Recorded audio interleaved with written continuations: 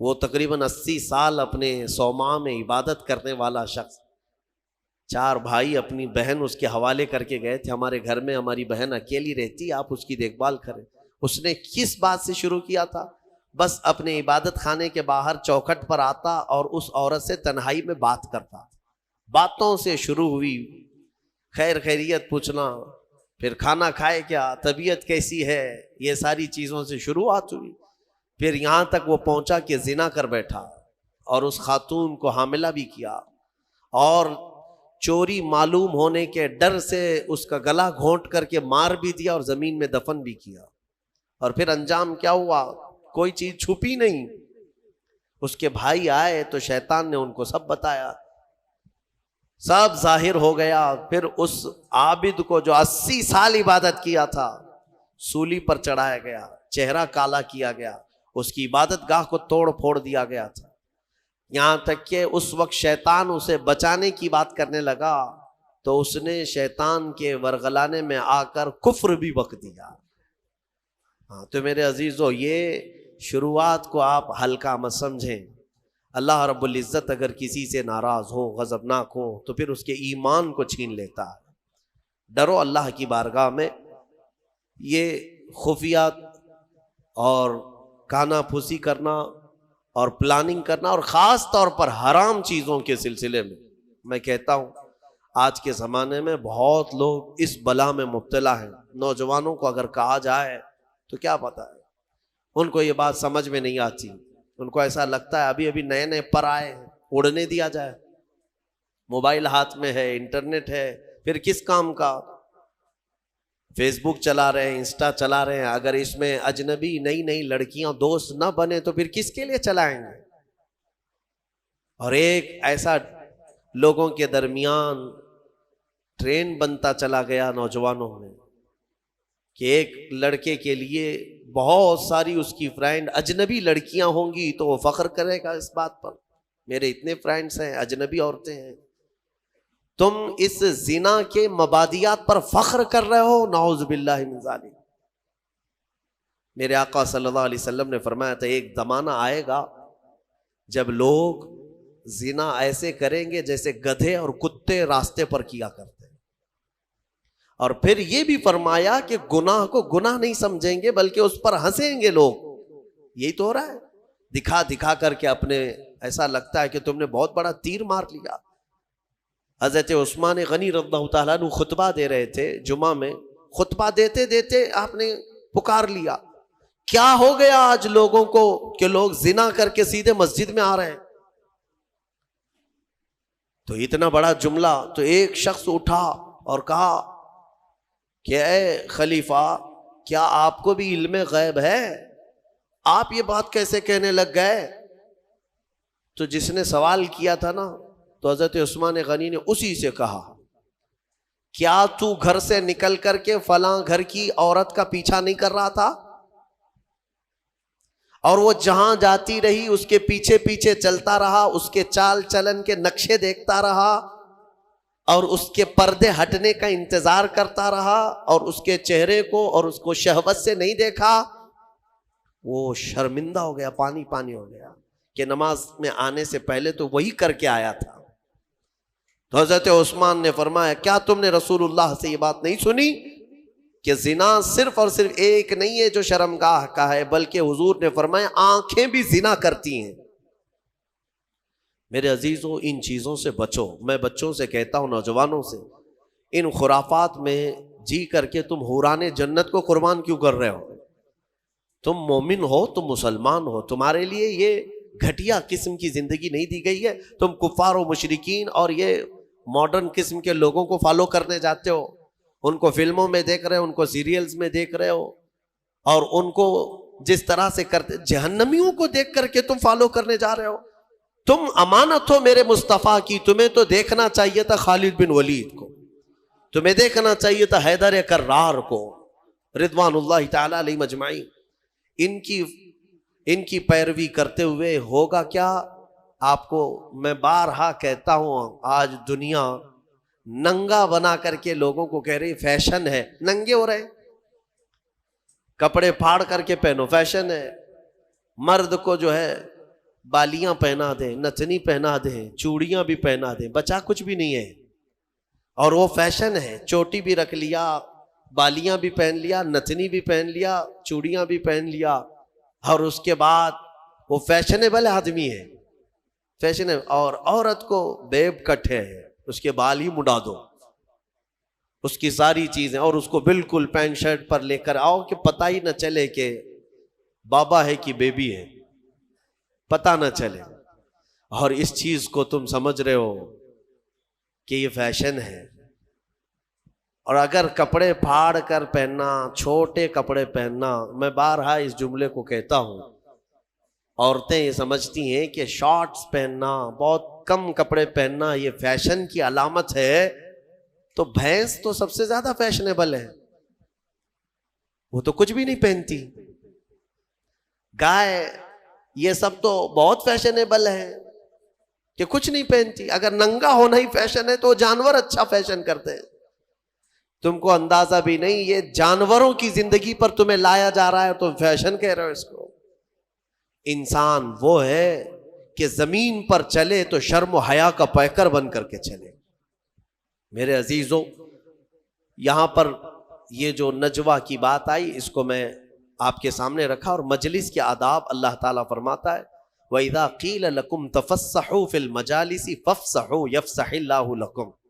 جب تم سے کہا جائے مجلس میں کسی آئے ہوئے مومن بھائی کے لیے جگہ دے دو تو جگہ دے دیا کرو. اللہ فرما رہا ہے کوئی بعد میں آیا محفل میں تو جگہ دینے کے لیے اگر تم سے کہا جائے تو جگہ دے دو. کیا ہوگا؟ اللہ تمہارے دل کو کشادہ فرمائے گا. یہ نہیں ہے کہ ادھر بھی چوڑے ہو جاؤ ادھر بھی چوڑے ہو جاؤ، آنے کی جگہ ہی نہ تھے. لیکن مومنین کی جماعت میں ہوا کرتا ہے کہ الحمدللہ ہم سمٹ کر کے بیٹھتے ہیں اور آنے والوں کو جگہ دیا کرتے ہیں. یہ میرے آقا کی محفل کے آداب تھے. صحابہ یہی کیا کرتے تھے، ہر ایک کو بیٹھنے کی جگہ مل جائے. اور آنے والے کے لیے یہ آداب سمجھ لو کہ تم لیٹ سے آئے تو سب کی گردنیں پھلان پھلان کر کے آگے آنا یہ بھی ناجائز ہے. ہاں، تم کو جہاں جگہ ملی وہاں بیٹھ جاؤ. یہ نہیں کہ سب کے کندھے ایک ادھر ایک ادھر کرتا کرتا آیا. جمعہ کے دن اکثر یہ دیکھا جاتا ہے مسجدیں بھری رہتی ہیں، پھر بھی لیٹ سے آئے نواب صاحب اور سب کی صفیں چیرتے چیرتے آگے آ رہے ہیں. ان کو پہلی صف کا ثواب چاہیے. ہاں، سو کر کے اٹھ کر کے ابھی غسل کر کے آئے اور پہلی صف کا ثواب چاہیے جب خطبہ ہو رہا ہو. ان کو پتہ ہی نہیں ہے گردنیں چیر کر کے پہلی صف میں آنے والے کے لیے میرے آقا نے کیا فرمایا. حضور پاک صلی اللہ علیہ وسلم فرماتے ہیں جو اس طرح گردنیں پھلان پھلان کر کے مسجد میں آگے آتا ہے کل قیامت کے دن وہ اسی طرح اچھلتے اچھلتے دوزخ میں جائے گا. اسی طرح سے کودتے کودتے وہ جہنم میں جائے گا. یہ اتنی بڑی وعید ہے یہ. ہاں، یہ اور بات ہے کہ دور کھڑا ہو جائے اور امام یا جو ذمہ دار ہے وہ لوگوں سے کہیں کہ آگے اگر جگہ خالی ہے تو اس کو پر کر لیں، پیچھے والوں کو جگہ مل جائے. یہ امام اعلان کر سکتا ہے یا جو یہاں پر ہو، لیکن آنے والے کو پیچھے سے یہ اجازت نہیں دی گئی کہ تم سب کی گردنیں ادھر ادھر کرتے ہوئے آؤ. وہ تو غلطی اس کی ہے، اتنی دیر سے آیا کیوں. یہ مجلس کے آداب ہمیشہ ملحوظ رکھیں. کوئی بھی اس طرح سے جمعہ کی نمازوں میں گردنیں پھلان کر کے مت آؤ. بہت بڑی وعید ہے اس پر، بہت بڑی سزا کی اللہ کے نبی نے وعید سنائی. بہرحال ہم نے سورہ حشر بھی تلاوت کی ہے. میں آج گفتگو کو سمیٹتا ہوں. میں سورہ حشر کے بارے میں عرض کر رہا تھا. سورہ حشر جس کی آخری آیتیں میرے رب ذوالجلال کے اسماء حسنی ہیں. هو اللہ الذی لا الہ الا هو عالم الغیب والشہادۃ هو الرحمن الرحیم. یہ جو 3 آیتیں ہیں اس کی فضیلت میں فرمایا گیا کہ جو یہ رات کو پڑھ کر کے سوئے گا اللہ اسے شہادت کی موت عطا فرمائے گا. ہاں، اگر اس کا انتقال اس رات کو ہو گیا تو شہیدوں میں اٹھایا جائے گا. یہ آیتیں یاد کر لو، سورہ حشر کی آخری آیتیں ہیں. اس کی بڑی فضیلت ہے. اس کے بعد میرے آقا صلی اللہ تعالیٰ علیہ وسلم کے صحابہ کے متعلق اور صحابیات کے متعلق احکامات آئے ہیں سورہ ممتحنہ میں اور سورہ صف میں. اللہ تعالیٰ صحابہ کی تعریف میں فرماتا ہے ان اللہ یحب الذین یقاتلون فی سبیلہ صفا کانہم بنیان مرصوص. بے شک اللہ اس جماعت سے بہت محبت کرتا ہے کہ جب وہ اللہ کی راہ میں لڑنے کے لیے صفیں لگاتے ہیں تو ایسے مضبوط کھڑے ہوتے ہیں جیسے سیسا پلائی ہوئی دیوار. صف کے نام سے پوری سورہ ہے. یہی صفیں ہیں. وہ صحابہ کی صفیں کیسی تھی جن کا ذکر قرآن میں آیا. ہاں میرے عزیزوں، ان کو چیر کر کے کوئی جا نہیں سکتا تھا، اتنی مضبوط صفیں ہوتی تھیں. آپ اندازہ کرو حضرت عمر فاروق رضی اللہ تعالیٰ عنہ کی شہادت جو ہوئی ہے نا، وہ مسجد نبوی میں ہوئی. آپ فجر کی نماز پڑھا رہے تھے، 1 رکعت پڑھا چکے تھے. ابو لولو مجوسی یہ آیا، حضرت عمر فاروق رضی اللہ تعالیٰ عنہ سے اسے بغض تھی، بغض اور عداوت تھی، بغض رکھتا تھا. تو اس نے ایک خنجر اپنے جبے میں چھپا کر رکھا تھا اور پہلی صف میں آ کر کھڑا تھا. جب حضرت عمر نماز پڑھا رہے تھے، 1 رکعت ہوئی تو پیچھے سے اس نے حملہ کیا. وہ خنجر اتنا سخت تھا کہ پیٹھ سے سینے کی طرف باہر آیا اور حضرت عمر مصلی پر گر گئے.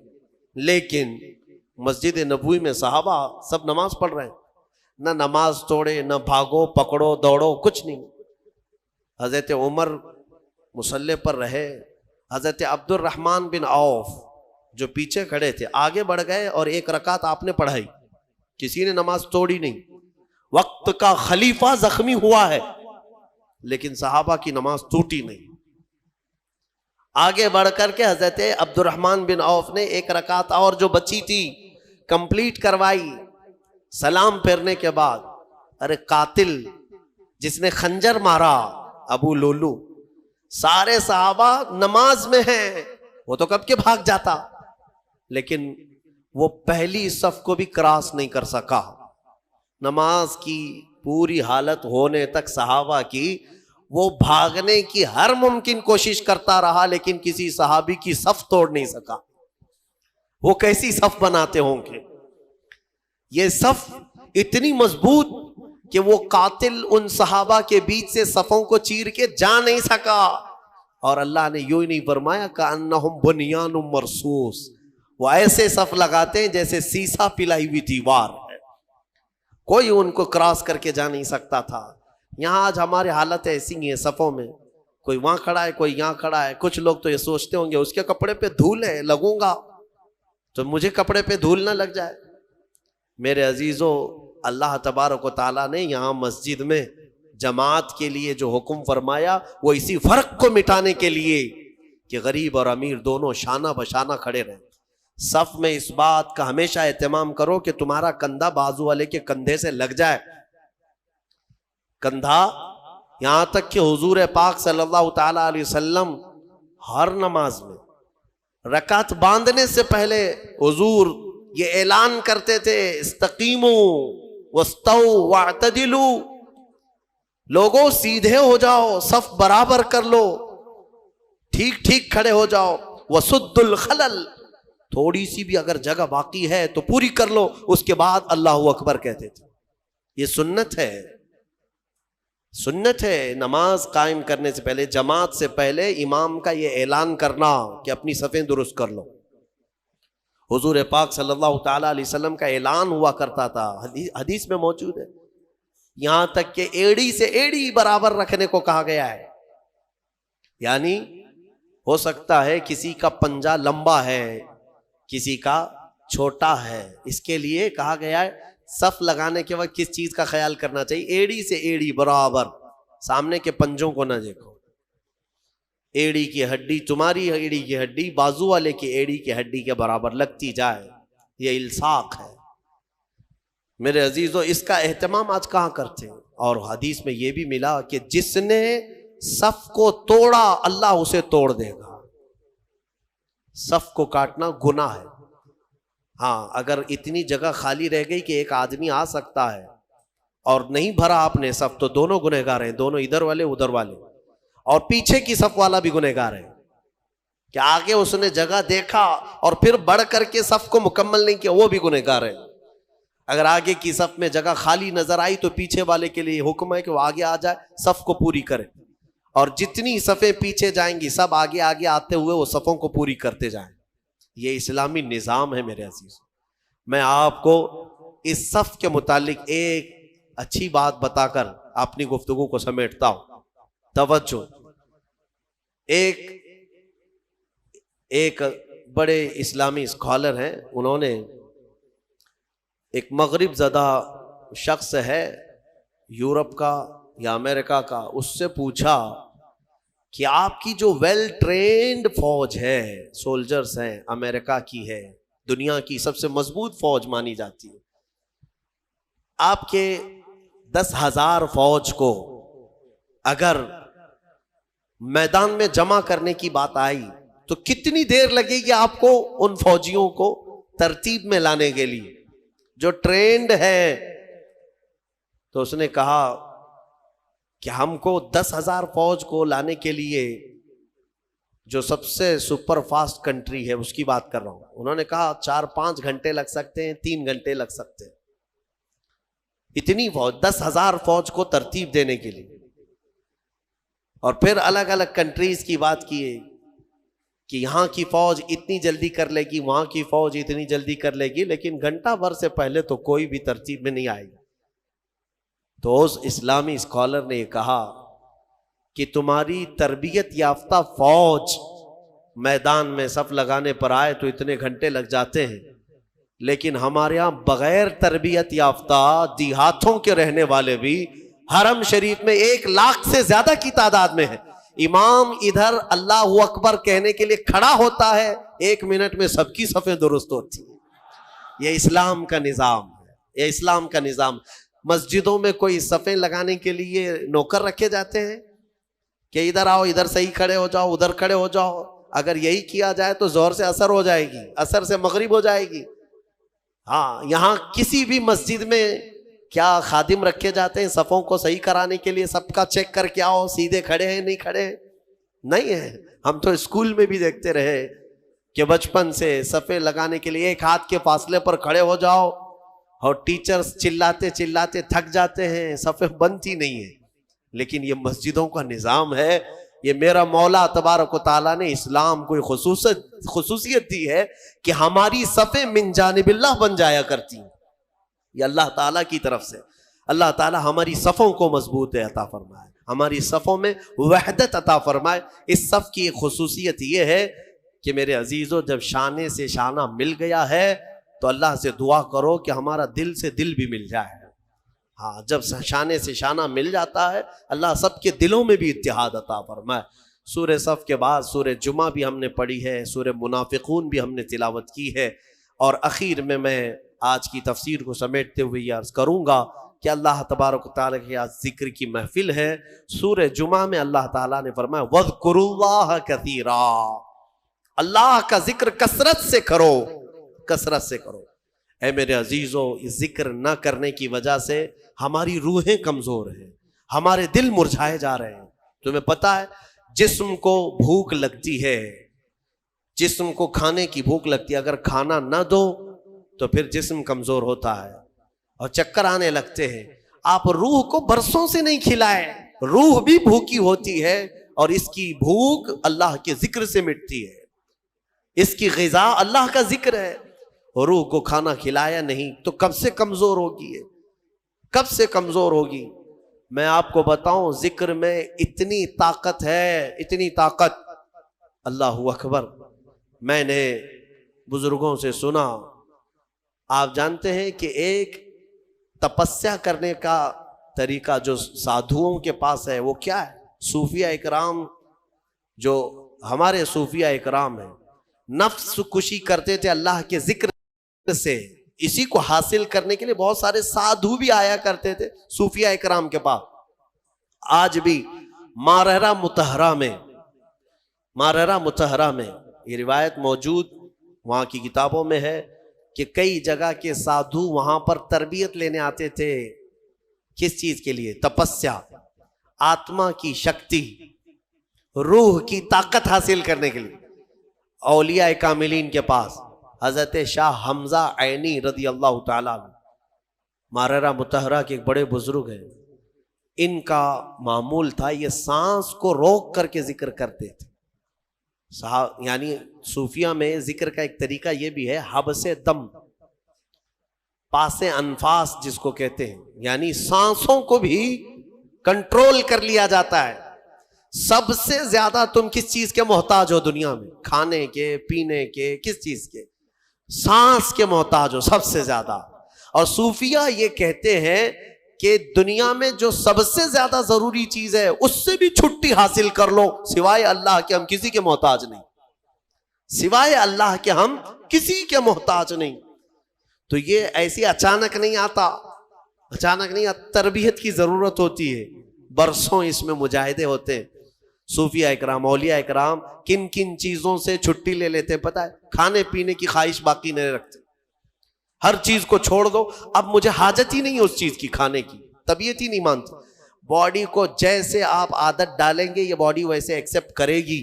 تربیت کرنے کی ضرورت ہے. صوفیہ اکرام میں بعض اولیاء وہ ہیں جو نیند سے اپنے آپ کو آزاد کر لیتے ہیں، سونا ہی نہیں ہم کو. جس چیز کا غلبہ اپنے اوپر آ سکتا ہے اس سے آزادی لینا ہے. میرے عزیزو یہاں تو ایسا ہے کہ نشے سے آزادی نہیں کر پا رہے ہیں، اور وہ صوفیہ روز مرہ کی حلال چیزوں سے بھی اپنے آپ کو آزاد کر لیتے تھے. کسی چیز کو اپنے اوپر حاوی ہونے نہیں دیتے. میں اللہ کا بندہ ہوں، صرف اس کا محتاج ہوں، باقی کسی چیز کا نہیں. میں آپ کو ایک بتاتا ہوں، حضرت شاہ مینا رحمۃ اللہ علیہ لکھنؤ کے بڑے بزرگ ہیں، آج بھی لکھنؤ میں ان کا مزار پاک ہے. جب یہ مجاہدہ کرتے تھے نیند کو ختم کرنے کے لیے، جانتے ہیں ایک اونچی دیوار پر، اتنی چھوٹی سی دیوار ہے، دیوار پر چڑھ کر کے نماز پڑھتے تھے رات کے وقت. دیوار پر چڑھ کر کے عبادت کرنے کی کیا ضرورت ہے؟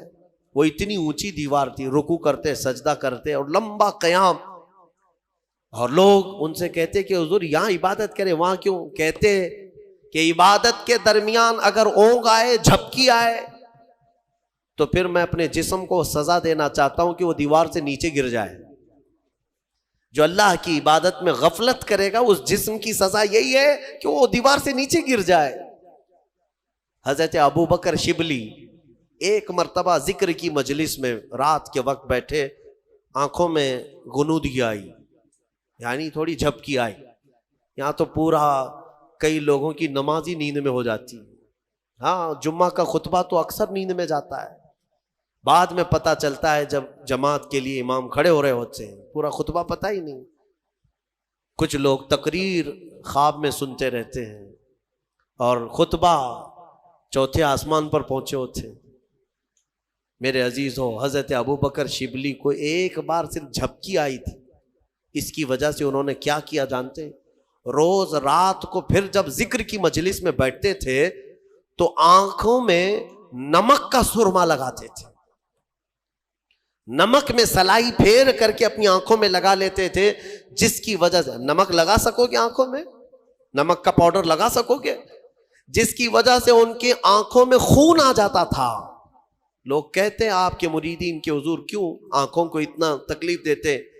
فرماتے ہیں ان آنکھوں کی سزا یہی ہے جو اللہ کے ذکر سے غافل ہوئی تھی. ایک بار جو جھپکی آئی، یہ حاضر کیوں نہیں تھی مجلس میں؟ میرے عزیزو یہ ذکر کے آداب جو ہے صوفیہ اکرام سے سیکھنے کی ضرورت ہے. کبھی کبھار آپ یہ ذکر کی مجلسیں قائم کرو اور پھر دیکھو تمہاری زندگی میں انقلاب نہ آئے تو پھر مجھ سے کہنا. دنیا پھیکی لگنے لگ جائے گی. میں نے محسوس کیا ہے جن نوجوانوں کو ہم نے ذکر کی عادت ڈالی وہ رات کے 12 بجے بھی اپنی ساری مصروفیات چھوڑ کر، نیند وغیرہ چھوڑ کر، ممبئی جیسے شہر میں رات کے 12 کے بعد ذکر کی مجلس میں آتے تھے تو 400 سے 500 کی تعداد میں وہ پورے جمع ہو جاتے. ان کو کون سی چیز کھینچ لاتی؟ کیا ہم نان کھٹائی دے رہے ہوتے، پیسے دے رہے ہوتے؟ نہیں. جس کو ذکر کی لذت ملتی ہے وہ کھانے سے زیادہ بھوکا ذکر کا ہو جاتا ہے، اسے بھوک لگنے لگتی ہے. عادت ڈال کر کے تو دیکھو اس ذکر کی مجلس کو. میں رہوں نہ رہوں، آپ وقتاً فوقتاً اپنے گھر میں بھی ہفتے میں ایک مرتبہ 10 منٹ کے لیے صحیح اپنی آنکھیں بند کرو اور ذکر کرو اور مولا کے کریم کی بارگاہ میں اپنے آپ کو سپرد کرو کہ مولا میں دنیا سے بھاگ کر تیرے دربار میں آیا ہوں، تو اپنی پناہ میں مجھے رکھ اور میرے حوالے مجھے 1 منٹ کے لیے بھی مت فرما، میرے نفس کے حوالے مجھے مت فرما. یہ دعا کرو، اللہ تعالیٰ تمہارے دلوں کو قویت عطا فرمائے گا. الا بذکر اللہ تطمئن القلوب، قرآن کی آیت ہے. مولا فرماتا ہے آگاہ ہو جاؤ، اللہ کے ذکر سے دلوں کو قرار ملتا ہے، دلوں کو سکون ملتا ہے۔ آپ کو میں یہ بات بھی بتاؤں، ایک عالم دین ہے، وہ کہتے ہیں امریکہ کی کسی ایک لیبوریٹری میں ایک ڈاکٹر صاحب نے ان کو، جو کارڈیالوجسٹ تھے، بڑے دل کے امراض کے ماہر، تو انہوں نے لیب میں لے جا کر کے اس مولانا صاحب کو کہا کہ میں آپ کو سناتا ہوں، شاید وہ ریڈیالوجی ہے جس میں جسم کے اندر کے آوازیں بھی سنی جا سکتی ہیں، وہاں پر مشین جو ہے تمہاری پھڑکنے والی نسوں کی آواز بھی آتی ہے اندر، اور دل کے دھڑکنے کی بھی آواز، تمہارے سانس لینے کی بھی آواز کیسی ہے وہ پتہ چلتی ہے، وہ مشینیں ان کے پاس موجود ہیں۔ تو وہ ڈاکٹر صاحب جو دکھانے کے لیے گئے تھے مولانا صاحب سے کہنے لگے کہ ہماری مشینیں جو آواز سناتی ہیں ہر ایک کی ہم نے ورڈز بنائے ہیں، دل کیا کہتا ہے، یعنی سانس لیتے ہیں تب کیسی آواز آتی ہے، ہر ایک کی ایک ورڈز ہوں گے نا، ورڈز ہوں گے۔ کوے کی زبان سے آواز نکلتی، الفاظ نہیں ہوتے، لیکن آپ سے پوچھیں گے تو آواز کیسی ہوتی ہے تو آپ کہیں گے کائیں کائیں کرتا ہے۔ ہاں، آپ چیں چیں کیوں نہیں کرتے؟ کوے کی آواز کو کائیں کائیں، مشابہت کی، اس سے ملتی جلتی آواز آپ نکال کے بتائیں گے۔ تو وہ ڈاکٹر صاحب کہنے لگے ہماری مشینوں پر جو دل کے دھڑکنے کی آواز آتی ہے اس کو ہم نے جو ورڈز دیے ہیں وہ دل کرتا ہے لب لب لب لب لب لب، انہوں نے یہ ورڈز دیے۔ وہ مولوی صاحب نے فرمایا کہ میاں آپ نے آواز تو سنی لیکن حقیقت تک نہیں پہنچے، حقیقت میں دل کی جو آواز ہے وہ رب رب رب رب کہتی ہے، یہ جو دھڑکن کی آواز ہے۔ میرے عزیزو، ہمارے دل کو بھی حاجت ہے میرے مولا کی، اس کو جب ذکر کی عادت ڈالو گے ایک وقت ایسا آئے گا، میں آپ کو بتاؤں، سرکار مفتی اعظم ہند شہزادہ اعلیٰ حضرت، ہاں آپ کی عمر 90 سال کے قریب ہو گئی، اور ان کو دیکھی ہوئی آنکھیں آج بھی زندہ ہیں، ان کے مریدین ہیں ابھی بھی موجود ہیں، وہ بوڑھے ہو چکے، لیکن ان کی زندگی ایسی پاکیزہ گزری ہے، تقوی و طہارت کے وہ امام تھے، مفتی اعظم ہند۔ آپ سوچیں 90 سال کی عمر میں جب وہ یہ کہتے ہیں کہ میری زندگی میں جوانی کب آئی اور کب گئی مجھے پتہ ہی نہیں چلا، یہ کون کہہ سکتا ہے جس نے جوانی کی عیش نہ کیا ہو؟ ان کے متعلق ان کے خلیفہ ہیں، وہ فرماتے ہیں کہ اخیر زمانہ ان کا جو نزع کے عالم میں گزرا وہ بھی لمبا گزرا ہے، ہاں یعنی تکلیف بہت شدت کی تھی، تو سوئے رہتے بستر پر، ان کے حجرے میں جو جاتے مرید ہوں یا خلیفہ، کہتے ہیں کہ آپ بستر پر لیٹے رہتے، زبان بند رہتی، لیکن پورے کمرے میں اللہ اللہ اللہ اس طرح کی آواز آتی تھی۔ یہ آواز کہاں سے آتی؟ ان کے خاص خلیفہ ہیں، خادم ہیں، فرماتے ہیں کہ یہ مفتی اعظم ہند کے کراہنے کی جو دل کی آواز ہوتی تھی، زبان نہیں ہلتی تھی لیکن دل سے جو کراہنے کی آواز ہوتی اسے غور سے کوئی سنتا تو وہ دل سے آواز یہی آتی، اللہ اللہ اللہ۔ میں نے ذکر کی مجلس میں کئی مرتبہ آپ سے یہ کہا ہے کہ اللہ کریم اتنا قادر مطلق ہے کہ جو اس کا ذکر کرنے کی عادت ڈالتا ہے اپنی زندگی میں، جب سب کے دل مر جاتے ہیں مولا ذاکر کا دل زندہ رکھتا ہے۔ ہاں تمہارا دل بولنے لگ جائے گا، زبان بند ہو جائے لیکن دل بولنے لگ جائے گا۔ اللہ کریم ہمیں ذکر کرنے والا دل عطا فرمائے۔ جو شروع سے باڈی گارڈ کی حیثیت سے رہے میرے آقا کے، وہ شہید ہوئے، صرف شہید ہی نہیں بلکہ ان کا سینہ چاک کر کے ان کا کلیجہ باہر نکالا، اور یہ دردناک منظر دیکھنے کو ملا احد میں۔ حضرت عبداللہ بن جہش رضی اللہ تعالیٰ ان کو بھی کاٹ کاٹ کر کے ان کے کان، ہونٹ، ناک سب کو ایک کافر نے سوئی میں پیرو کر ہار بنایا، ہار بنا کر کے پہنا۔ حضرت مصعب بن عمیر رضی اللہ تعالیٰ جو سفیر اسلام تھے، اسلام کے خطوط لے کر بادشاہوں تک جاتے تھے، وہ شہید ہو گئے۔ بڑے بڑے صحابہ اس میں فوت ہوئے۔ اب مجھے بتاؤ اتنا بھاری جو نقصان ہوا کس کی بدولت ہوا؟ حضور پاک کے ایک فرمان کو ٹال دینے سے 70 جانیں صحابہ کی گئی۔ آج اندازہ کرو میرے عزیزو، آج جو تم رسول پاک کے فرامین کو ٹالتے ہو، اب 70 نہیں 70 لاکھ جانیں بھی جا سکتی، کیونکہ قرآن کہہ رہا ہے فَلْيَحْذَرِ الَّذِينَ يُخَالِفُونَ عَنْ أَمْرِهِ أَن تُصِيبَهُمْ فِتْنَةٌ أَوْ يُصِيبَهُم عَذَابٌ أَلِيمٌ۔ اللہ فرماتا چاہیے کہ لوگ میرے رسول کے حکم کی خلاف ورزی کرنے سے بچیں، ورنہ میں اللہ فرما رہا ورنہ ان قریب تم کو فتنوں میں مبتلا کر دیا جائے گا یا دردناک عذاب میں گرفتار کر دیا جائے گا۔ تم جو آج رسول پاک کی نافرمانی پر لگے رہو گے، جانیں جائیں گی جائیں گی جائیں گی۔ آج جو ہلاکتوں کا بازار ہے یہ یوں ہی نہیں، ان کے جو ہم غلام تھے، خلق کے پیشوا رہے، ان سے پھرے، جہاں پھرائی کبھی وقار میں، ہمارے وقار عزت میں جو کمی آئی صرف اس لیے کہ چہرہ تمہارا وہاں سے پھر گیا۔ تم نے کیریکٹر کس کے اپنایا؟ آج کس کو رول ماڈل بن رہے ہو؟ ہر نوجوان کا حال یہ ہے، فلموں کی اسکرین پر دکھائے جانے والی گندی تصویریں ان کے رول ماڈل ہیں، تمہارے وہ ماڈل ہیں، ان کو دیکھ کر کے ان کے آئیڈیل بناتے ہو، ان کے چلنے کی طرح چلنے کی کوشش، ان کے کھانے کی طرح کھانے کی کوشش، ان کے پہننے کی طرح پہننے کی کوشش۔ اگر وہ ننگا گھومے تو بچہ ہمارا ننگا گھومنے میں فخر کرے۔ تم نے جن کو اپنا آئیڈیل اور رول ماڈل بنایا ہے تو تمہارے ساتھ تو یہ ہونا ہی ہے۔ چند دنوں کے بعد دیکھنا کہ تمہارے گھروں کے اوپر کیا بلائیں نازل ہوں گی۔ مشرکین تمہارے نام سے چڑھتے ہیں، آج بھی تمہارا وجود یہ دیکھنا نہیں چاہتے۔ قرآن نے بہت پہلے ہمیں سمجھایا، یہ تم سے کبھی نہیں راضی ہوں گے۔ تم اپنے آپ کو پورا بدل لو، کچھ بھی کر لو، یہ راضی نہیں ہوں گے جب تک تم ان کے دین میں نہیں داخل ہو جاؤ۔ تمہارا دھرم پریورتن کرنا چاہتے ہیں، سب کو اپنے اندر داخل کرو۔ ایک ہی آج بھی ذریعہ نجات ہے مسلمانوں، ایک ہی ذریعہ نجات ہے جس کو اقبال نے بہت پہلے کہا تھا کہ محمد سے وفا تو نے تو ہم تیرے، یہ جہاں چیز ہے کیا لوح و قلم تیرے، حضور سے وفا کرو، میرے آقا سے محبت کرو۔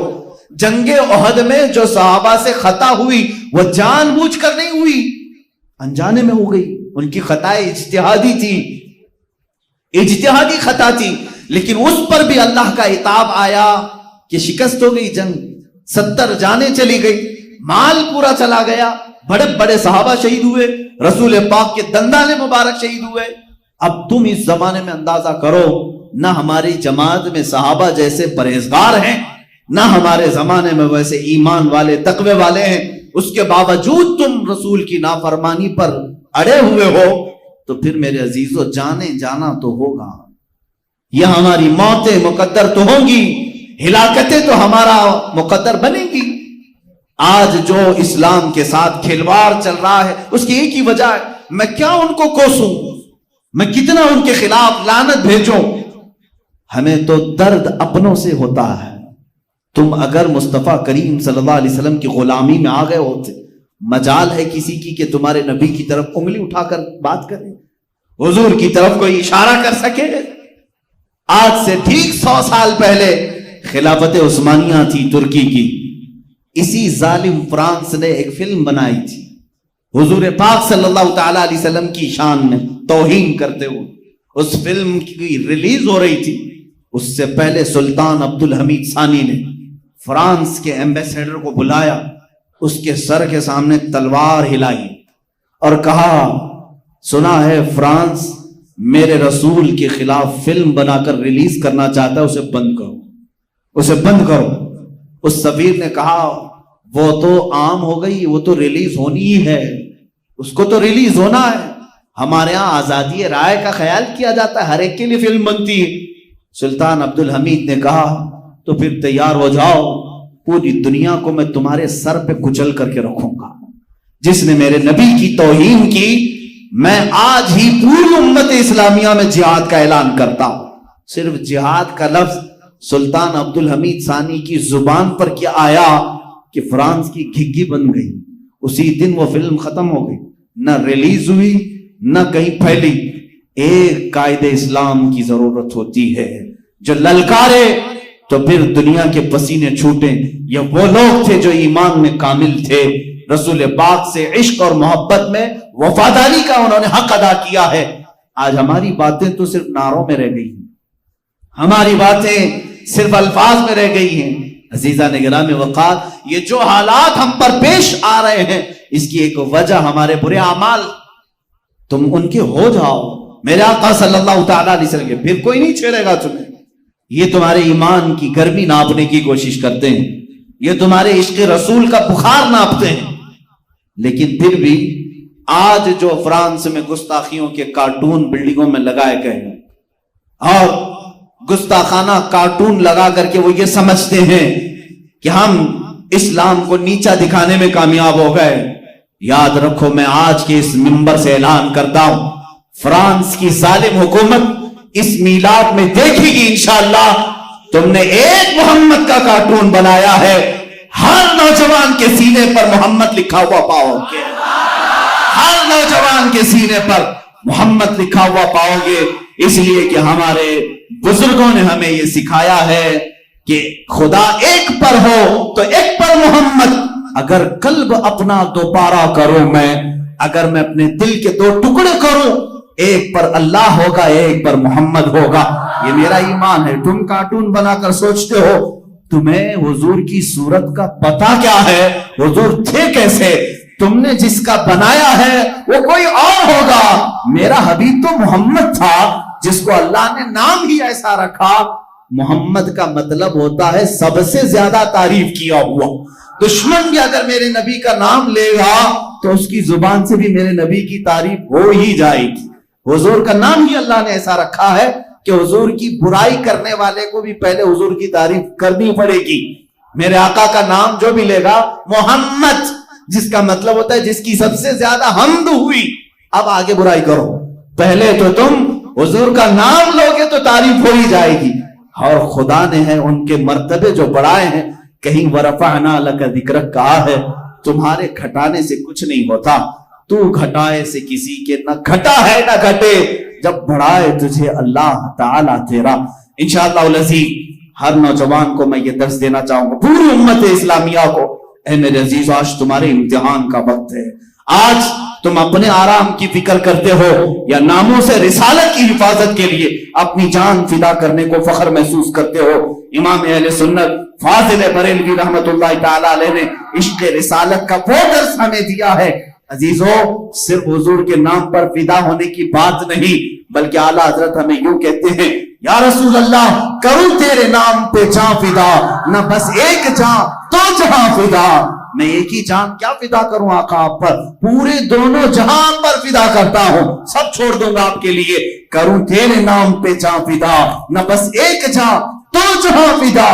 ارے دو جہاں سے بھی نہیں جی بھرا، کروں کیا کروڑوں جہاں نہیں. آقا اگر میرے پاس کروڑوں جہاں ہوتے، ہر جہاں میں صرف آپ کے نام پر فدا کرتا ہوں. اور علامہ جامی کہتے ہیں، فدائے نقش نالینت کنم جان یا رسول اللہ. لوگ کہتے ہیں آقا آپ کے نام پر میری جان حاضر ہے، آپ کے جسم پاک کی حفاظت کے لیے میری جان حاضر ہے.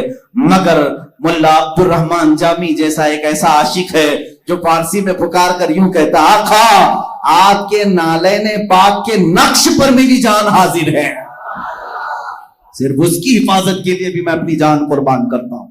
میرے عزیزو، یہ جو جہاد کا لفظ ہے جس کو تمہاری زبانوں پر لانے سے تم بھی کتراتے ہو، ڈرتے ہو، علماء سے بھی میں کہتا ہوں اس سے کوئی تمہیں کترانے کی ضرورت نہیں.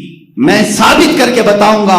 اگر تم کہتے ہو جہاد کا لفظ اپنی زبان پر لانا غلط ہے، ٹیررزم ہے، دہشت گردی ہے، تو پھر کوئی بھی ملک دنیا میں دہشت گردی سے بچا نہیں ہے.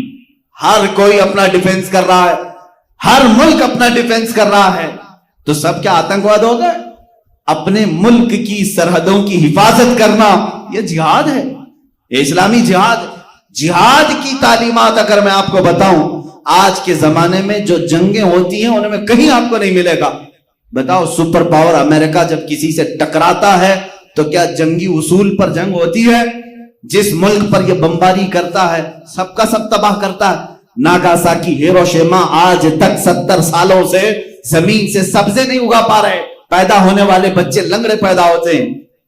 جو نیوکلیئر وہاں پر دھماکے ہوئے تھے 70 سال گزر گئے، لیکن آج تک اس کے ذرات کا اثر باقی ہے.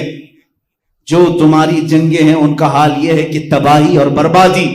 مگر نبی کونین صلی اللہ علیہ وسلم صحابہ کو فرماتے کہ اللہ نے ہمیں تلوار اٹھانے کا حکم دیا ہے تو صرف دین اسلام کی حفاظت اور اپنی جان کی حفاظت کے لیے. اگر تمہارا دشمن کے ساتھ مقابلہ ہو جائے تو حضور فرماتے ہیں ان اصولوں کا خیال کرنا، کبھی کسی بوڑھے پر ہاتھ نہ اٹھانا، کبھی کسی عورت کو نہ چھونا، بیٹھے ہوئے بچوں کو نہ پکڑنا، وہاں کے درختوں کو نہ توڑنا، کہیں کے پتے نہیں اکھاڑنا، وہاں کی زمینوں کو برباد نہ کرنا، وہاں موجود عبادت خانوں پر حملہ نہ کرنا۔ یہ میرے آقا کی تعلیمات ہے۔ کس کو؟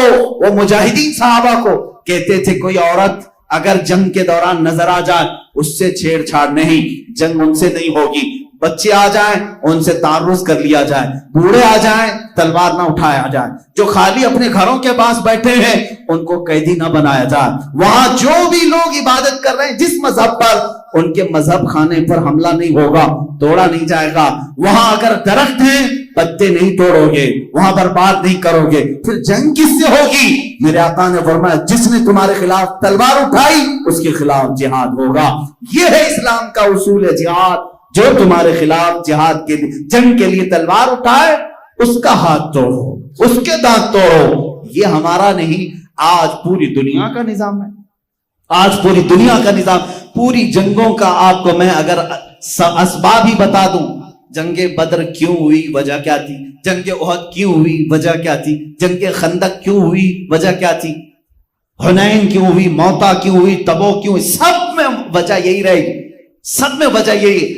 مشرکین مکہ جماعتیں بنا رہے ہیں اور میٹنگیں کر رہے ہیں، بعض میں تو حضور کو پہلے سے خبر ہو گئی آقا وہ آپ کے خلاف جنگ کی تیاریاں کر رہے ہیں، تب حضور نے بھی اپنے ساتھیوں کو جمع کیا۔ جب خبر آئی حضور نے تیاری کا اعلان کیا۔ جنگ تبوک کیوں ہوئی تھی، جنگ موتا کیوں ہوئی تھی؟ وجہ صرف یہ تھی حضور نے اپنے قاصد کو بھیجا۔ آج بھی دنیا کا نظام ہے، اگر تم کسی ملک کے ایمبیسیڈر کو مار دو گے تو دو ملکوں میں ٹکراؤ ہوگا، اسی لیے ایمبیسیز کی بہت زیادہ حفاظت ہوتی ہے، سفارت خانوں کی بہت حفاظت ہوتی ہے۔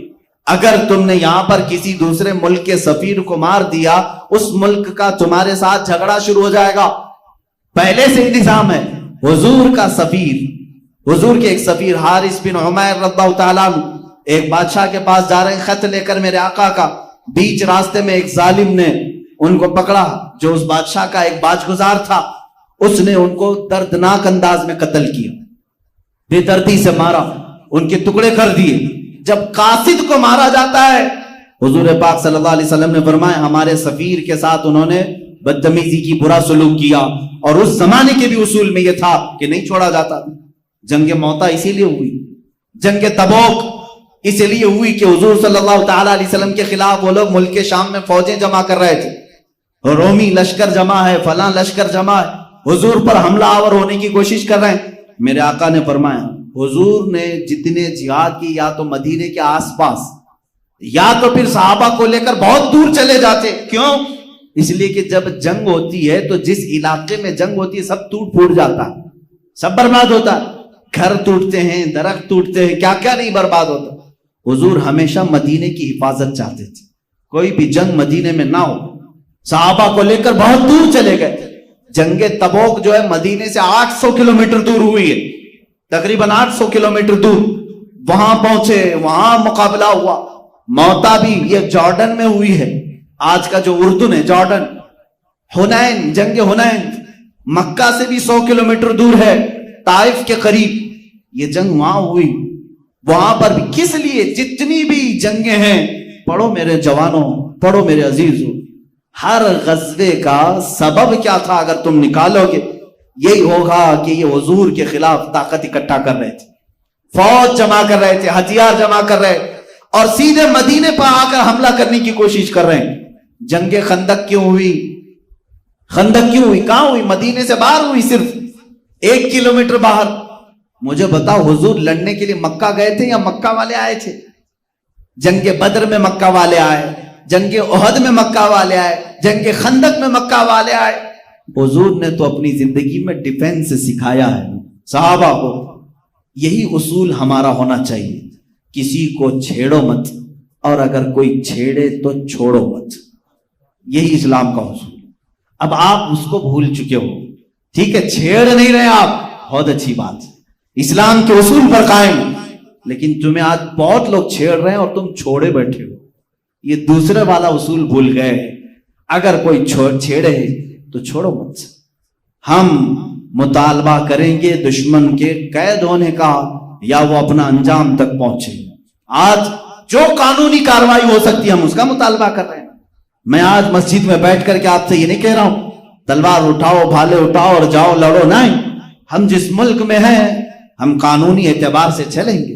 اگر اسلام کے خلاف کوئی ہرزہ سرائی کرتا ہے، میرے نبی کی شان میں کوئی توہین کرتا ہے یا قرآن عظیم کے آیات بینات پر انگلی اٹھاتا ہے تو یہ میرے پرسنل چیزوں پر اٹیک ہے، یہ میرے اسلامک لا پر اٹیک ہے. تو ہم آواز اٹھائیں گے، ہم کہیں گے کہ آپ جس آزاد ملک میں رہ رہے ہیں ایک قوم کے ساتھ یہاں ناانصافی ہو رہی ہے. یہی تو ہم بات کر رہے ہیں. NRC CAA یہ سب مدوں پر کیوں مسلمان بھڑکے ہوئے تھے؟ میرے عزیزوں ہم اپنے حقوق کا مطالبہ کر رہے ہیں اور آج بھی ہم قانونی لڑائی لڑ رہے ہیں. لیکن کیا کریں، ایک وقت رہے گا جب تک ہم پکارتے رہیں گے.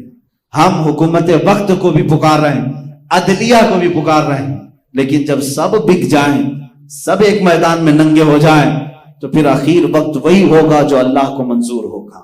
اللہ رب العزت جو چاہے گا وہی ہوگا اور یہ وقت ہی بتائے گا کہ کیا ہوگا. لیکن میں آپ سب سے یہ ضرور کہوں گا اپنا ڈیفنس، سیلف ڈیفنس ہر مسلمان سیکھے. ہر مسلمان کو چاہیے وہ اپنی جان کی حفاظت کرے، اپنے ملک کی حفاظت کرے. ہندوستان سے ہمیں بڑا لگاؤ ہے، بڑا پیار ہے. اگر اس سے نفرت ہوتی تو ہم کب کے ادھر کے ادھر ہو جاتے، خیانت کے شکار ہو جاتے.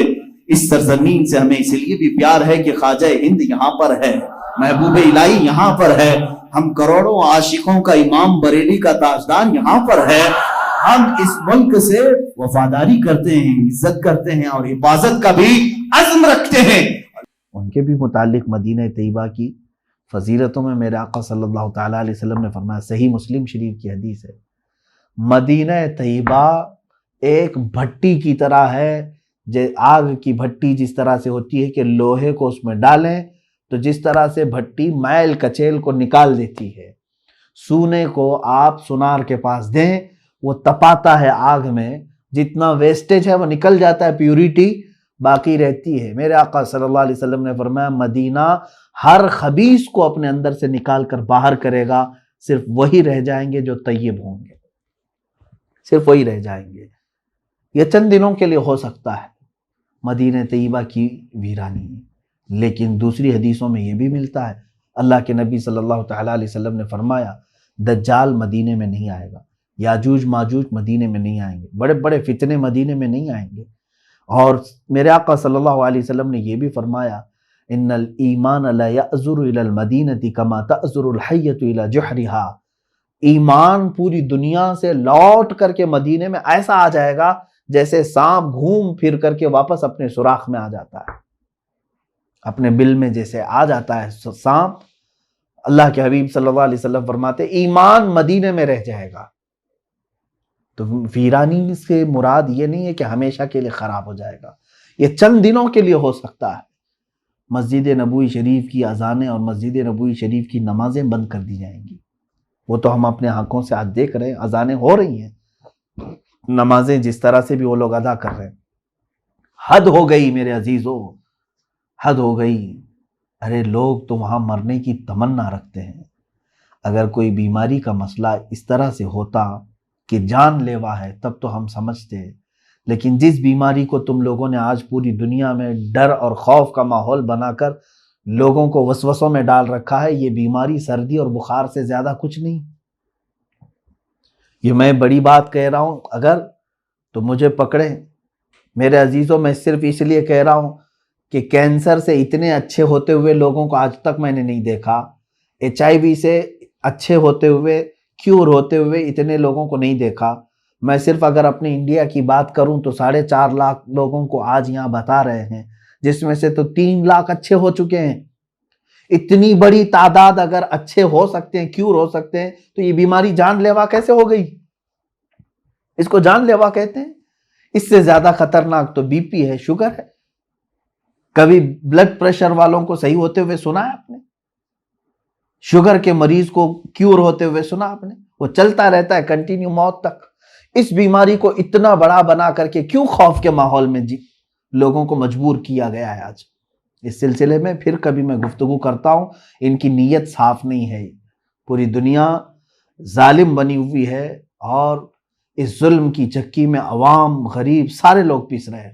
اور بات ہے کہ جو بھی آواز ان کے خلاف اٹھائے گا اس کو کیس کریں گے، اندر لے جائیں گے، اور نہ جانے ان کے ساتھ کیا کیا برا کریں گے. مجھے معلوم ہے، اس کے باوجود میں گفتگو کر رہا ہوں صرف اس لیے کہ اے غیور مسلمانوں، بیدار ہو جاؤ. اللہ تمہارا حامی ہے، رسول کریم صلی اللہ تعالیٰ علیہ وسلم تمہارے ناصر و مددگار ہیں. اپنی ان تمام پھیلائی ہوئی باتوں پر اعتماد اور بھروسہ نہ رکھو، ایمان نہ لاؤ ان کی تمام باتوں پر. بات یہ عرض کر رہا تھا، مدینہ طیبہ کو جس طرح سے ویران کرنے کی ان لوگوں نے کوشش کی، اللہ اکبر، آج بتانے سے زبان لڑکھڑا جاتی ہے. اب اللہ کے حبیب صلی اللہ تعالیٰ علیہ وسلم نے جو بیان فرمایا کہ وَخَرَابُ یثرب خروج الملحمۃ الکبریٰ. خروج الملحمہ، ملحمہ کیا ہے یہ؟ اب اس پر میں بات کروں. دنیا کی سب سے بڑی جنگ، ملحمہ جو ہے یہ لحم سے بنا ہوا ایک لفظ ہے. گوشت کاٹنے کی جو دکان ہے اس کو ملحم بھی کہتے ہیں. ملحمہ، اس میں گوشت کے ٹکڑے ٹکڑے ہو جائیں گے، جس کی وجہ سے اس کو بہت بڑی ملحمۃ الکبریٰ، یعنی اللہ کے حبیب صلی اللہ تعالیٰ علیہ وسلم نے یہ فرمایا خراب یثرب خروج الملحمہ. ملحمہ کیا ہے؟ ایک بہت بڑی جنگ ہے. دوسری حدیثوں سے اس کے متعلق جو تائید ملتی ہے، ایک حدیث میں یہ بھی میرے آقا صلی اللہ تعالیٰ علیہ وسلم نے فرمایا تم قیامت اس وقت تک نہیں آئے گی جب تک کہ رومیوں کے ساتھ تم آماق میں یا دابق میں نہ اتر جاؤ. یہ دو جگہوں کے نام میں بتا رہا ہوں، مرج دابق اور آماق یہ لفظ آئے ہیں. اور ایک حدیث میں ہے حضور صلی اللہ تعالیٰ علیہ وسلم نے فرمایا ملحمۃ الکبریٰ ہوگی، سب سے بڑی جنگ ہوگی مسلمانوں میں اور عیسائیوں میں، اور یہ غوطہ میں ہوگی، جو دمشق کا ایک علاقہ ہے. غوطہ حدیث میں لفظ بھی آیا ہے. مسلمانوں کا مرکز غوطہ ہوگا. اس وقت تمام مسلمان وہاں جمع ہوں گے دمشق میں، غوطہ. اور جو جنگ ہوگی وہ علاقہ ہے مرج دابق، جو حلب کے قریب ہے. ایک بہت بڑا میدان ہے، اب بھی موجود ہے، جس کو آج انگلش میں ایلیپو کہتے ہیں، وہ حلب ہے. حلب کے قریب میں یہ علاقہ موجود ہے. اب ملک شام کی حیثیت کو بھی آپ سمجھ لیں. قیامت کی نشانیوں میں اللہ کے حبیب صلی اللہ علیہ وسلم نے یہ بھی فرمایا کہ جو مومن ہوں گے وہ سب ملک شام کی طرف ہجرت کر جائیں گے. سب کس طرف جائیں گے؟ ملک شام کی طرف، جس کو سیریا کہتے ہیں، اور عربی میں کچھ لوگ سوریا کہتے ہیں. سیریا کی طرف سب لوگ چلے جائیں گے. آج آپ یہ سوچ رہے ہوں گے کہ سیریا چھوڑ کر کے لوگ جا رہے ہیں، اور ایسے حالات میں آپ کہہ رہے ہیں کہ سارے لوگ سیریا میں آئیں گے. چاہے پورا سیریا آج خالی ہو جائے، پھر بھی مجھے میرے آقا صلی اللہ علیہ وسلم کی حدیث پر یقین ہے. میرے آقا نے فرمایا کہ پورے مومنین ہجرت کریں گے تو ضرور وہ ہجرت کریں گے. آج یا کل تمام مومنین وہ جمع ہوں گے، کیونکہ شام جو ہے ارض حشر و نشر ہے، یعنی قیامت کا میدان ملک شام کو بنایا جائے گا. یہ بھی حدیث پاک میں ہے. قیامت کا میدان کہاں ہوگا؟ ملک شام کو بنایا جائے گا، اور تمام مومنین ملک شام کی طرف ہجرت کر کے جائیں گے. اب یہ جو ملحمۃ الکبریٰ ہے، سب سے بڑی جنگ، کتنے لوگوں کے مقابل میں آپ کھڑے ہوں گے جانتے ہیں آپ؟ ایک حدیث میں ہے اللہ کے حبیب صلی اللہ تعالیٰ علیہ وسلم نے فرمایا اس وقت رومی، پہلے سے حالات اگر میں بتاؤں تو یہ ہے کہ میرے آقا صلی اللہ علیہ وسلم نے فرمایا تم اور عیسائی، یعنی تم اور مسلمان اور رومی عیسائی صلح کے ساتھ چل رہے ہوں گے، یعنی ایک دوسرے کے ساتھ صلح کر کے ساتھ ساتھ چل رہے ہوں گے، اور ان دونوں کا جو دشمن ہوگا اس سے لڑ رہے ہوں گے. کئی سالوں تک یہ بات چلے گی. عیسائیوں کا بھی جو دشمن ہے اور مسلمانوں کا بھی جو دشمن ہے، ہو سکتا ہے وہ یہودی ہوں، اینٹی کرائسٹ جن کو کہا جاتا ہے، وہ لوگ ہوں. ان کے ساتھ لڑ رہے ہوں گے. اس کے بعد ایک دن ایسا ہوگا کہ ایک عیسائی رومی وہ صلیب توڑ دے گا اور بدعہدی کریں گے اس صلح میں. وہ لوگ صلح کو توڑ کر کے بد شکنی کریں گے تو پھر مسلمانوں اور عیسائیوں میں ایک بہت بڑی جنگ ہوگی. اس وقت سارے عیسائی جو جمع ہوں گے 80 جھنڈوں تلے وہ لوگ جمع ہوں گے. کتنے؟ 80 جھنڈے. ہر جھنڈے کے تحت، ہر جھنڈے کے نیچے 12,000 لوگ ہوں گے. اس اعتبار سے تقریباً کتنے ہو گئے؟ 9,60,000 کے قریب. 9,60,000 کی فوج ایک طرف ہوگی. یوں سمجھ لیں کہ مومنین کے مخالفت میں، مسلمانوں کی مخالفت میں پورا کفر جمع ہو جائے گا. اس میں جہاں جہاں یہ لوگ ہوں گے سب کو جمع کر لیں گے. یہی ملحمۃ الکبریٰ ہے، سب سے بڑی جنگ ہے. اور اس جنگ میں مسلمان کس طرح ہوں گے؟ بعض حضرات نے کہا کہ وہ امام مہدی کی قیادت میں لڑیں گے، لیکن حدیثوں میں ایسا لفظ تو ہے نہیں. ہو سکتا ہے کہ امام مہدی کے بغیر بھی لڑیں. قیادت کون کرے گا، کیسے کرے گا، اس کے متعلق وضاحت نہیں ملتی. لیکن البتہ یہ بات ہے کہ ان میں سے 1/3 لوگ، مسلمانوں میں سے 1/3 کے قریب 1/3 بھاگ جائیں گے.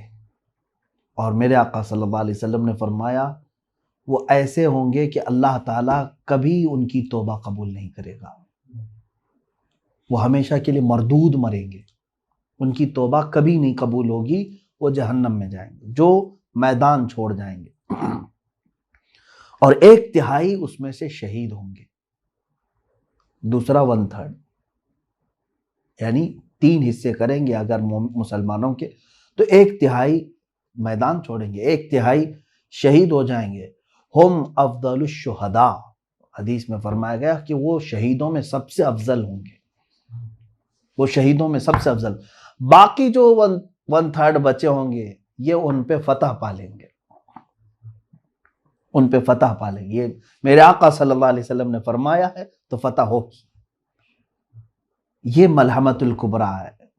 یہ کہاں لڑی جائے گی، کیسے لڑی جائے گی، سب میرے آقا صلی اللہ علیہ وسلم نے صاف بیان فرمایا. اس پر اور تحقیق کرو نوجوانوں، بچوں. اب میں اپنی گفتگو کو سمیٹتا ہوا آتا ہوں. جو حالات آج تھے، جس کی طرف آج اشارے مل رہے ہیں، پورے دنیا کی پالیٹکس گرم ہو چکی ہے. اس سلسلے میں نے یہ حدیث عرض کی. میں آخری یہ 2 باتیں عرض کر کے کچھ تبصرہ کروں. اور جیسے ہی ملحمۃ الکبریٰ ختم ہوگی، حدیث پاک کے لفظ ہیں فتح قسطنطینیہ. قسطنطنیہ کیا ہے؟ یہ آپ ہو سکتا ہے یہ لفظ سن رہے ہوں، حالانکہ یہ پرانا لفظ ہے اور علم والے جانتے بھی ہیں. یہ ترکی کا وہی شہر ہے جس کو آج استنبول کہا جا رہا ہے. اس شہر کے فتح کے سلسلے میں بھی میرے آقا صلی اللہ تعالیٰ علیہ وسلم نے بشارت دی تھی. اول جیش غزاہا، ایک حدیث پاک میں ہے، وہ سب سے پہلا لشکر جو غزوہ کرے گا یا جہاد کرے گا اور قسطنطنیہ فتح کرے گا، وہ لوگ بلا حساب و کتاب جنت میں جائیں گے. وہ فتح قسطنطنیہ جو ہے وہ پہلے کے دور میں ہو چکی ہے، حضرت عمر فاروق رضی اللہ تعالیٰ عنہ کے زمانے میں. اور اس کے بعد کئی مرتبہ جو ہے یہ شہر فتح ہوا ہے.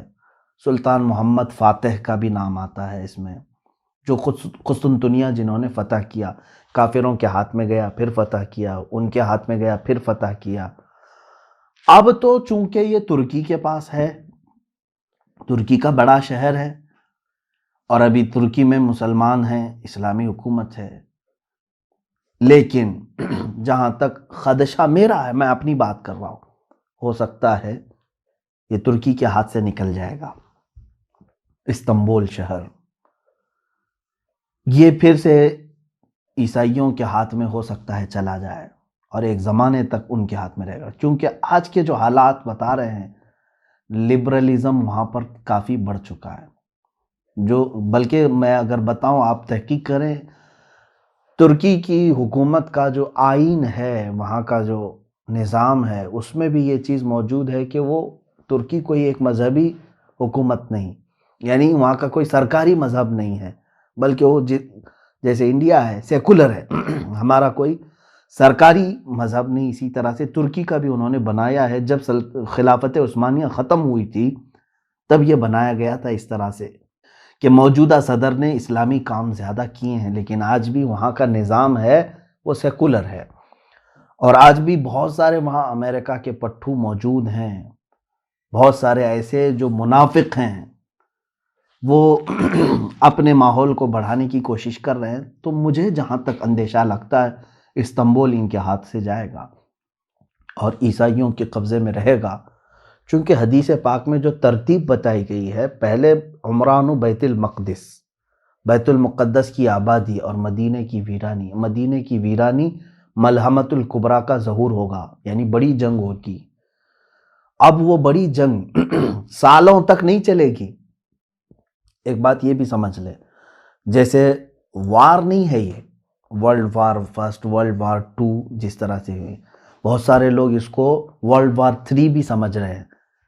میں جہاں تک سمجھتا ہوں یہ ورلڈ وار 3 کی بات نہیں ہے جو ملحمۃ الکبریٰ میں بتائی گئی ہے. ورلڈ وار 3 ہو سکتی ہے آپسی ممالک میں، لیکن یہ جو ہے وہ صرف 2 دن 3 دن یا 4 دن کا ذکر آیا ہے. وار جو ہے کنٹینیو چلتی رہتی ہے. یہ جیسے جنگ بدر ہوئی 1 دن میں ختم ہوئی، جنگ احد تھی 1 دن میں ختم ہوئی، اسی طرح سے ملحمۃ الکبریٰ بھی جو ہے یہ بہت لمبے سالوں تک یا مہینوں تک نہیں چلے گی. زیادہ سے زیادہ اس کی مدت 1 ہفتہ ہو سکتی ہے احادیث پاک کی روشنی کے مطابق. تو عزیزان گرامی، اب ملحمۃ الکبریٰ کے ختم کے بعد کیا ہوگا؟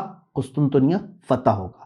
تو فتح ہونے کی جو بات کی گئی ہے، اگر آلریڈی پہلے سے وہ مسلمانوں کے قبضے میں ہے تو پھر فتح کی بات کیسے فتح کی بات کیسے ہو سکتی ہے؟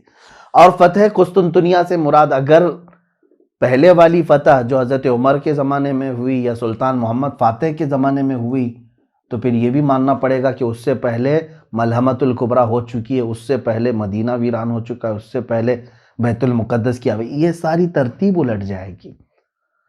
تو اسی لیے میں نے کہا کہ ہو سکتا ہے استنبول شہر آج کا یعنی عیسائیوں کے قبضے میں چلا جائے، پھر فتح ہوگا. اور وہ فتح کیسے ہوگی؟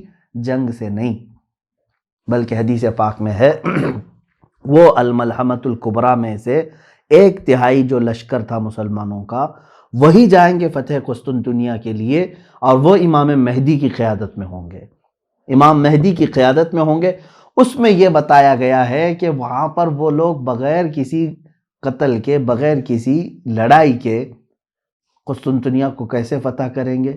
مسلمان نعرہ لگائیں گے، لا الہ الا اللہ واللہ اکبر.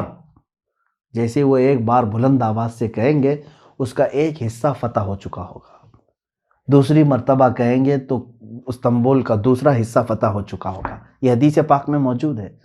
تیسری مرتبہ مسلمان نعرہ تکبیر اس طرح بلند کریں گے، لا الہ الا اللہ واللہ اکبر، قسطنطنیہ یعنی استنبول شہر فتح ہو چکا ہوگا.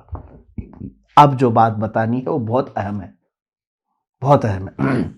یہاں تک کی بات تھی، جیسے یہ قسطنطنیہ فتح کر کے ابھی اپنی یعنی تھکان کو دور بھی نہیں کر چکے ہوں گے، اسی وقت ایک آدمی ان کے پیچھے سے یہ اعلان کرے گا کہ اے مسلمانوں، دجال ظاہر ہو چکا ہے، تمہارے گھروں میں گھس کر کے تمہارے بیوی بچوں کو ختم کر رہا ہے. تو سارے پریشان ہو جائیں گے. ایک آفت ابھی ختم نہیں ہوئی تھی کہ دوسری آفت آ گئی. اب دجال کے ظہور کی خبر جیسے ہی سنیں گے، اس وقت میرے آقا صلی اللہ تعالیٰ علیہ وسلم فرماتے ہیں 10 گھوڑ سوار، گھوڑے کا ذکر ہے، 10 گھوڑ سوار قسطنطنیہ سے نکلیں گے، پھر وہ ارض مقدس کی طرف آئیں گے یا اپنے وطن آئیں گے، اور بہت تیزی سے آئیں گے. جبکہ وہ خبر شیطان نے پھیلائی تھی جھوٹی ہوگی. پہلے جو شیطان کہے گا کہ دجال آ چکا ڈرانے کے لیے، لیکن جب وہ تمام مسلمان واپس اپنے اپنے گھر آئیں گے تب حقیقت میں دجال آ چکا ہوگا. اب سنیں، بڑی بات ہے. اللہ کے نبی صلی اللہ علیہ وسلم نے فرمایا میں ان میں سے ہر گھڑ سوار کو جانتا ہوں، اس کا نام بھی، اس کے باپ کا بھی نام، اور اس کے گھوڑوں کے رنگ بھی جانتا ہوں۔ یہ رسول کریم صلی اللہ علیہ وسلم نے فرمایا۔ اس کا مطلب مجھے یہ بھی لگتا ہے کہ گھڑ سواری قیامت تک ختم نہیں ہوگی۔